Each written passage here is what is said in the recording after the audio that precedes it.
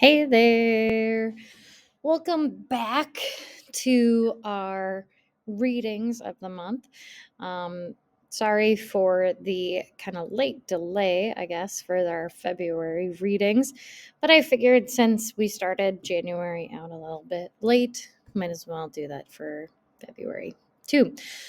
This month, I didn't get to read as much as I wanted to from January. I did read some longer books as well instead of some shorter books. So there was kind of like that back and forth. And just some of these books were harder to get through. And so it did take a little bit of a longer time. Just like January, I did read other books than this in here, but these books were a part of a series, and so you will see that reflected later.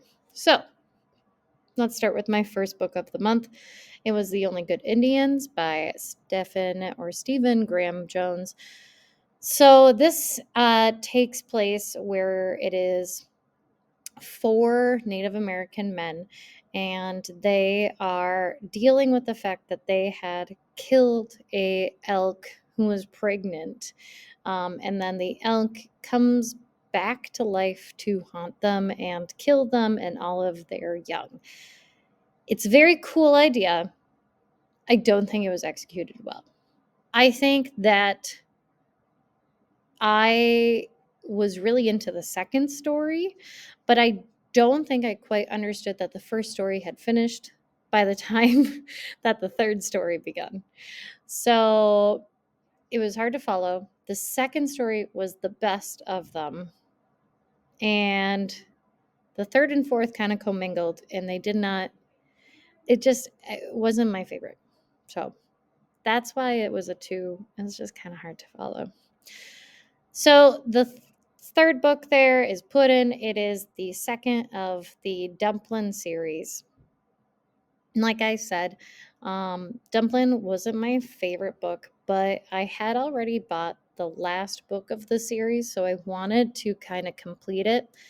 Puddin' was so much better than Dumplin' was. However, half of it was better than what Dumplin' was. The other half was really frustrating. So it follows two girls. One of them is Millie, the other one is Callie, and kind of their bond of like unlikely friends. So Millie is our fat female character. She is dealing with the fact that she is fat and what it means to be fat and the fact that she will always be that way. She's very strong, but then all of a sudden she kind of fizzles really quickly and doesn't continue her spark. And in the meantime, we have Callie, who's basically her bully, become her friend. And it's hard to root for Callie because I don't want to root for her. She is mean. And I don't want her to get the best. And she makes poor choices. So I have a hard time liking her as a character, while Millie is super easy to like. Um, yeah. I think I would wish for the book to only be about Millie. I think that it would be a better book if she did not find her spark with Callie. I think it would have been so much better if it was just by herself. Beloved was the third book I read. I read this book when I was in high school. And here's the thing, I did not remember it. I remembered it was good, and I remembered being like, oh, wow, it's kind of cool that I read this in high school. Oh my God, reading it a second time, I understand now why I did not understand it in high school, because it is so mature and it has a lot of very hard to understand themes. And honestly, reading it again, I didn't remember what was going on or understand what was going on. Um, yeah, this book is hard, and it's beautiful, it's gorgeous, and it's interesting, and it's thought provoking. But dang, it's a hard book to read in multiple regards, honestly. So after that, I read Tomorrow and Tomorrow and Tomorrow. Um, when I first read this, I was more drawn to the fact that it was a Hakusai screen print for the background. They do mention Hakusai in the book, but it is mainly about two friends who basically start a video game company. And I think it was a beautiful book. It was gorgeous. I think it was a little long. And another part I had a problem with is that I wish that their story, like, they weren't so, I don't know how to say. The two main characters, I wish that they could just talk to one another, honestly, because they constantly say that they love each other in a non-romantic way. However, they do not communicate, and that really sucks. And the person who ties them together the most dies, and he really should have been there to tie them together, get them to talk. And that was what was really tragic about it. One of Us is Lying by Karen McNuss. This obviously was made into a TV show. I can tell why. It's definitely that kind of like The Lion Game, Pretty Little Liars kind of esque of a book. It follows four teenagers who witness a death of one of their classmates, and they then are basically said that one of them is the culprit of the murder. Um, it's an okay book, honestly. It was.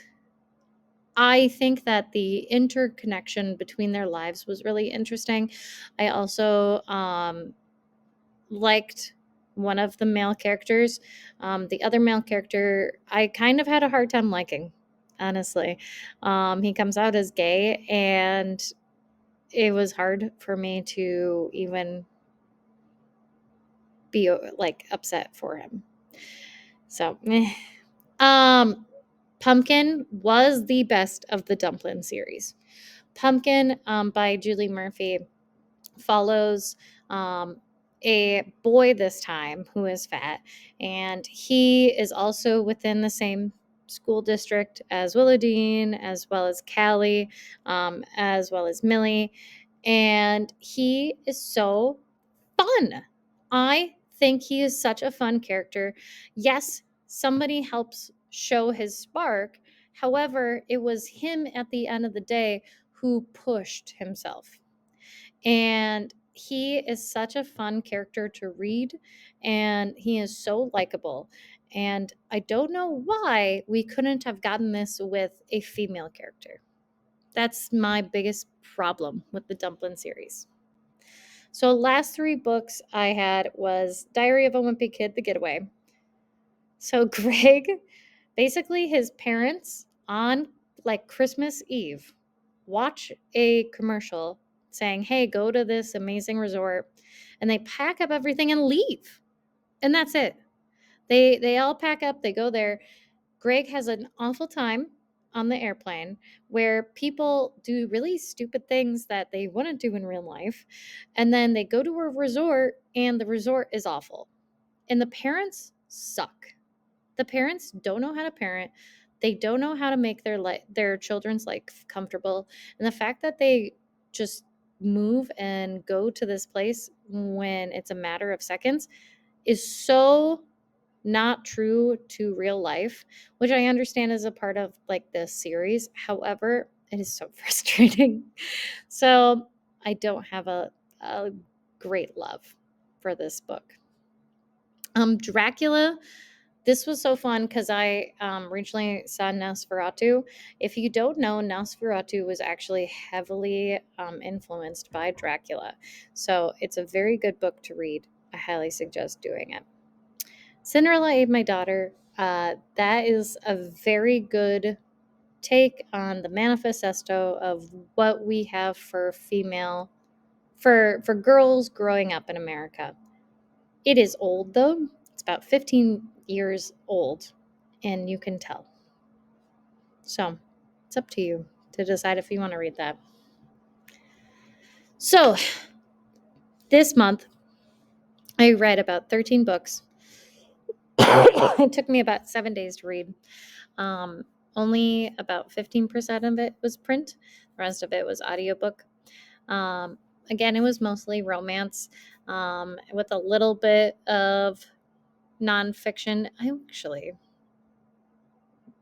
Yeah, the only nonfiction book I read was Cinderella and My Daughter. Um, and then as far as pace goes, mostly they were medium pace. So yeah. And surprisingly, I actually went bigger page numbers this time. So yeah. Tell me what you think. Tell me if you like this series, and I hope to see you in March. Bye.